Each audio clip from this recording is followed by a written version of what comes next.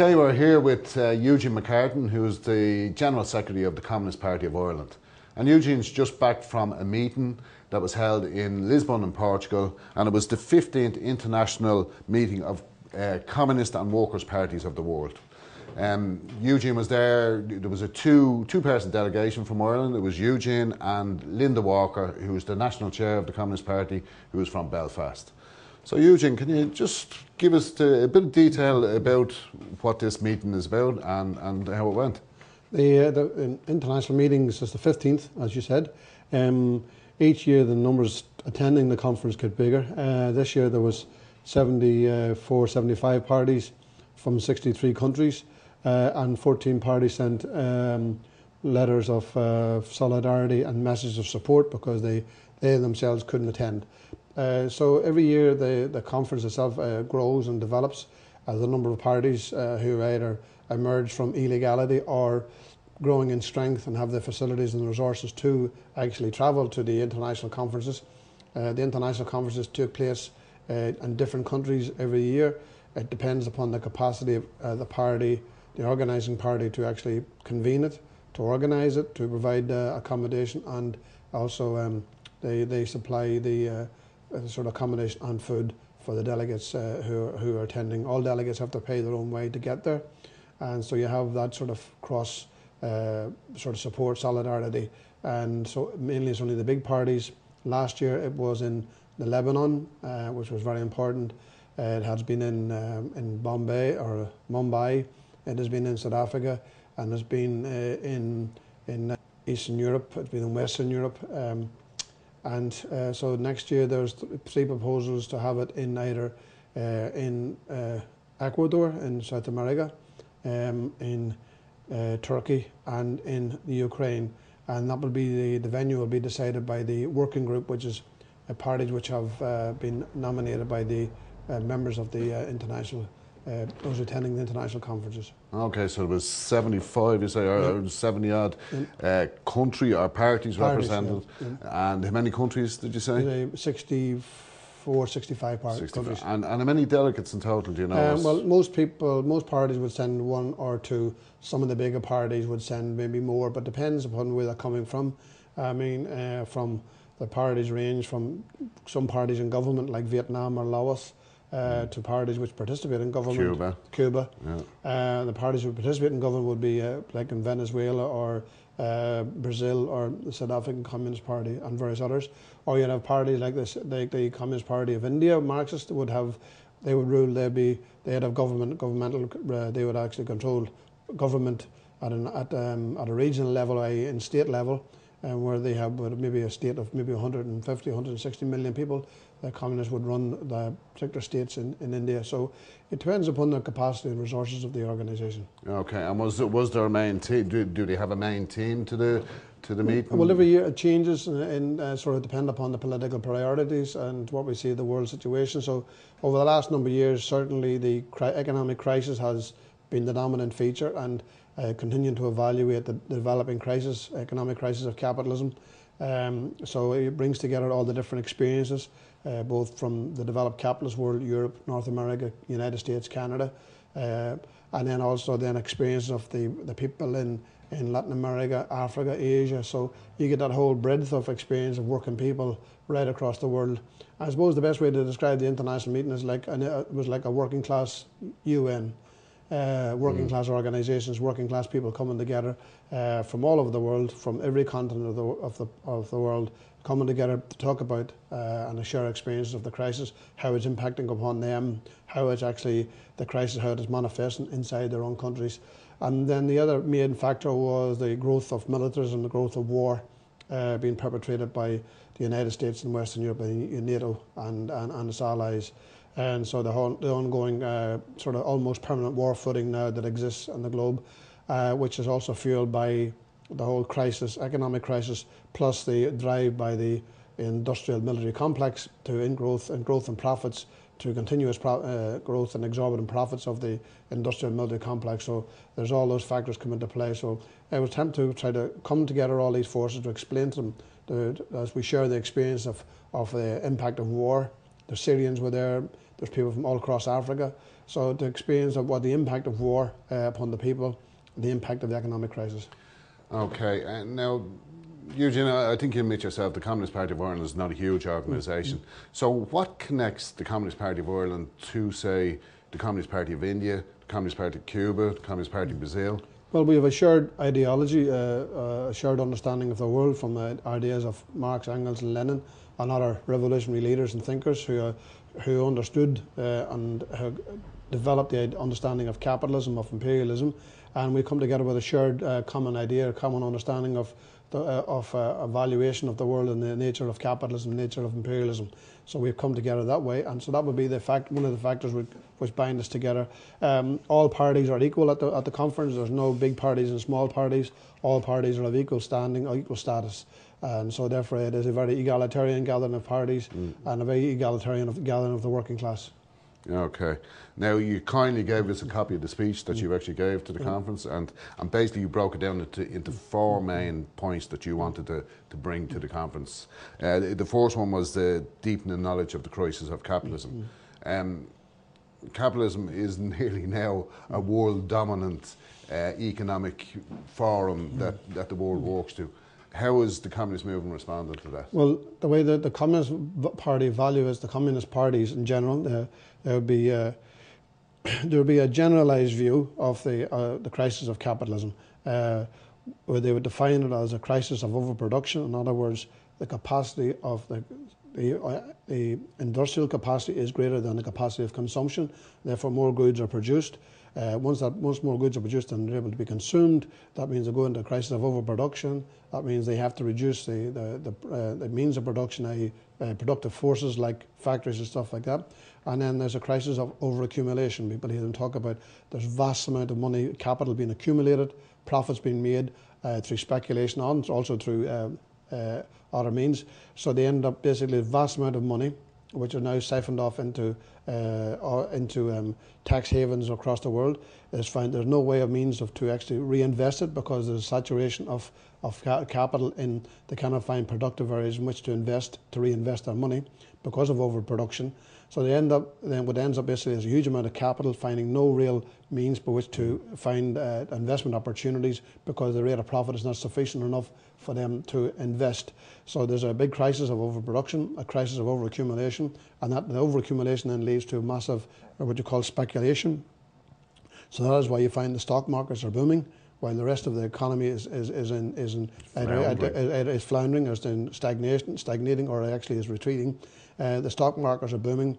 Commodity speculation, where big speculators are buying up coffee or potatoes, whatever they think they can get a grip on, and therefore they jack up the prices because they have a monopoly, they control it. So you get this huge speculation in commodity pricing, and because that's where money's flowing into, where they can actually think they can make a killing and make a return. So you have this sort of unbalanced nature of capitalism, where the crisis of overproduction and the crisis of overaccumulation, and then this massive growth and speculation within the financial sector. So do say, like the Communist Party in Mexico, identify with the Irish people? Do they say, yes, we can identify exactly what you were saying, that this system of capitalism is causing the hardship for our working people, it's causing the hardship for your working people?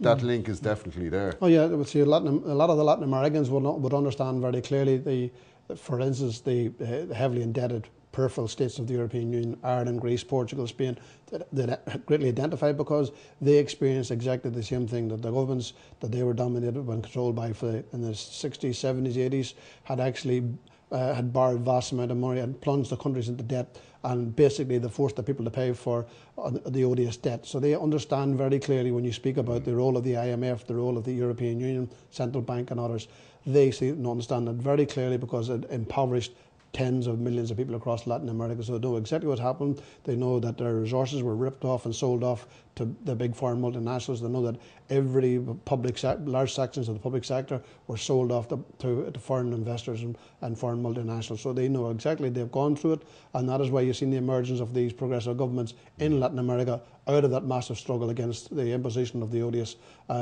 debt upon the people. So it is crucial that we learn from these people, very much so, because they've gone through that process and they have come out the far end with a government which is in the defence of the people and moving the situation forward.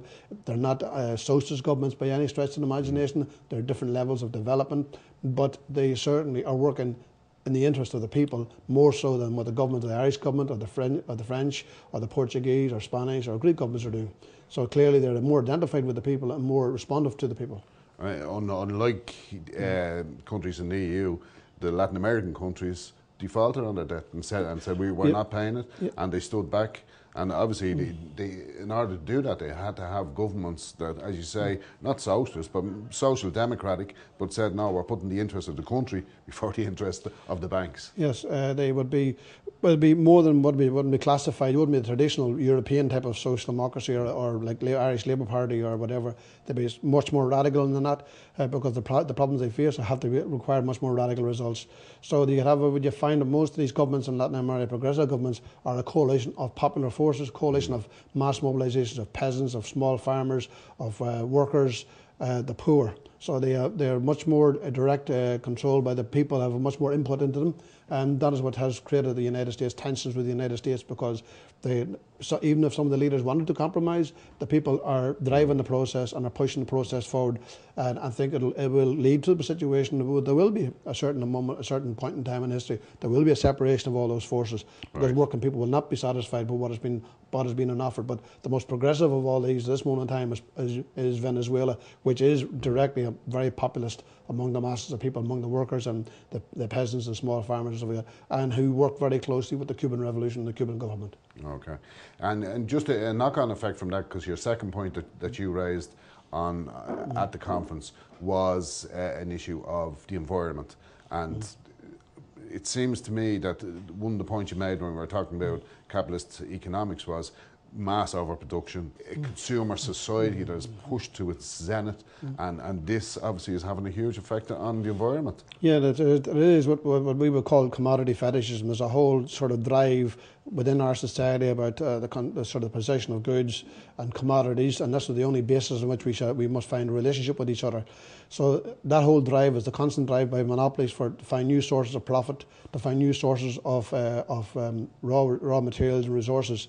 So therefore, it's constantly driving it to colonise the world, to settle everywhere, to shape the world in his own liking. So that is what's happening now. There's not a corner of the globe that is not impacted by the big monopolies, the big corporations. So that is having an impact. And then there's constant drive for reinventing the iPhone every day, reinventing everything every day, the telephone, TVs, everything, cars, and that's consumption is by a third of the world's population, where the 2/3 of the world do not actually experience any of this, do not actually share in the wealth of the planet, which in actual fact are those where the wealth is mainly where the masses of poor people live. So therefore, there's a massive amount of wealth being extracted, whole destruction of environments, whether it be the Amazon, whether it be sort of rivers, huge sectors being by mass open cast mining. Africa has been plundered by all these people, and they don't benefit. Mobile phones, and they don't benefit from it. They don't benefit from this technology, and so therefore this goes back into the developed capitalist world, Europe and North America and parts of China and parts of India, the middle classes, and so therefore this whole constant drive to change, the constant built-in obsolescence within capitalism. Your washing machine only lasts 4 years, your telephone only lasts 2 years, everything else. So this constant destruction of the environment is what is leading to the global environmental crisis that we face. So capitalism itself is the main factor driving the global environmental crisis. So therefore, if we want to solve the economic crisis or to solve the environmental crisis, we have to actually end capitalism, because capitalism itself will lead us to the precipice and push us over the edge. The third point was your imperialist strategy in the world. Quite obviously that imperialist forces are more or less running amok and doing what they want. how does I know obviously there was communist parties from those countries there represented at the meeting, and what is their response? There were Palestinians there were Syrians there were people from Iraq, people from Pakistan, India, all those countries were all represented. There is a whole drive within this. Traditionally, the way that capitalism has overcome the economic crisis in the past, whether in the 1930s, 1890s, whatever it has been massive wars. And all those wars, the First World War, Second World War, all grew out of this whole economic crisis. And today, those wars resulted in the mass destruction of productive force, factories, whole cities, towns, villages. It also led to the destruction of the masses of unemployed. People unemployed were thrown into the army, then were slaughtered on the battlefields. And then also it allowed them basically vast amounts of profits to be made flowing into the arms industries and stuff like that. But today, given the technological changes in warfare, they don't need that much amount of surplus labour, so therefore it doesn't consume the masses of unemployed, so therefore they're lying on the wastelands of capitalism. And what they have, the technological wars, which means huge profits for the big industrial military complex. And so therefore if you've built cruise missiles, you're going to have to use them, because you can't have a whole warehouse upon warehouse upon warehouse full of cruise missiles, and you can't actually then tell the public, well, we have warehouses full of cruise missiles and we're not using them. So people say, well, why? Because we're hungry, we have no work, so why are we stockpiling all these weapons? So therefore they were driven by the logic. In order to reduce stockpiles of weapons, they must use them, but also at the same time they must impose their will upon the developing world, or the majority of the world, the majority of people of the world, where the resources for capitalism are based. So therefore much of the wars we have today are about resource bases, about the control of resources, whether it be oil, gas or minerals. And there's also political control, where they can want to control the Middle East, which is large bodies of oil and gas. So there's all these factors come into play, and wars. And so therefore the possibility of a mass war, a big war like the Second World War, the First World War, is reduced in many ways, because it won't happen, but because of the whole growth in nuclear weapons. If they go to that, then basically there will be mass destruction of the whole planet. Therefore, at this moment in time, the strategy is to have regional wars, importantly in regional wars where there are resources, where there are actually things that they need for the development of capitalism. And also wars where actually it's about a build-up of military build-up in regions where they feel under pressure, under threat. So you've got these build-up of bases around Russia, because Russia is not completely compliant. And then also now you've got the build-up against the Chinese, because the Chinese are not completely compliant. And you have also growth of the United States military bases in Latin America, the Sixth Fleet and stuff like that around Colombia and around Venezuela. So the United States has a military strategy to contain the development of progressive politics, and also to contain what it sees as economic challenges flowing from China and also from Russia. Our last and final point on it was the need for unity within the movement itself. So can you just explain what you mean by that? Well, the scenes you've seen there was a big rally that took place after all the delegates attended. It was a big rally in the central bull ring in Lisbon. There was 15,000 people there, mainly all Communist Party members, the Communist Party of Portugal, but also allies of the Communist Party, Greens, other elements were there. It was a centenary rally of the birth of Cunhal, who was very much a prominent leading communist in Portugal, who spent many years in jail under the dictatorships and spent 7 years in solitary confinement, but was a great intellectual of the working class movement, a painter, writer, poet. So it was a big celebration of his life, a centenary of his life. But his added to that was basically, because it was the end of the international conference, the people attending that were aware of the presence of the international delegates. We were in favour of unity, because we think that only with the united action, united strength, can we push forward the interests of working class people across the globe. Without a doubt, there are differences within the movement, because the movement itself is grappling with many complex problems. It's trying to deal with many different situations. Not all situations are the same. The crisis manifests itself globally, but actually how it manifests itself locally depends upon the local conditions and the level of development, and where is that. I mean, Germany's a much bigger industrialised society, so was Britain.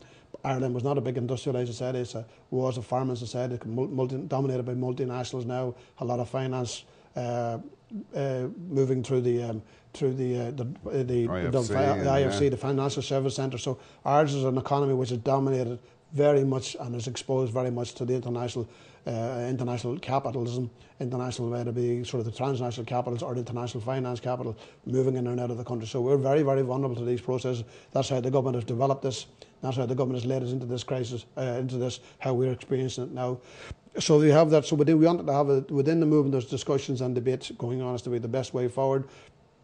It's not a new debate to a degree. The crisis has accentuated differences or difficulties that we had, the question through reformism or revolution. Those debates are still constantly and ongoing and developing.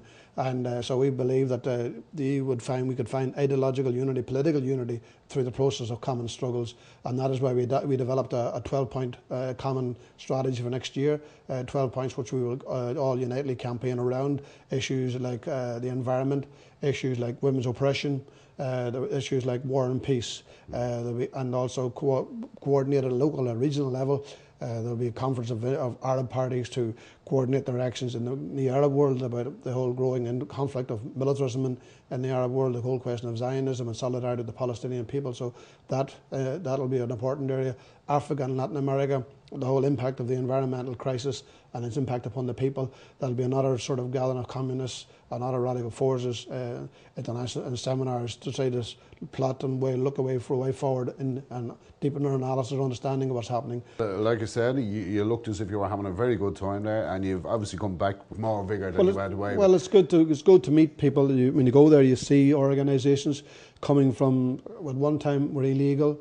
Now organisations which are gaining in strength, whether it be from Africa or Latin America or whatever else, from the Philippines, from various countries. You see countries come from the Communist Party of Vietnam who are struggling greatly after a devastating war of the United States for nearly 40 years. Of that sort of people who continue to struggle in very difficult conditions, trying to work their way through forward, trying to create better conditions for this generation and for future generations. And then you have people from Latin America who were heavily repressed, heavily underground for many, many decades, who lost thousands of members in prisons and torture or in guerrilla struggles.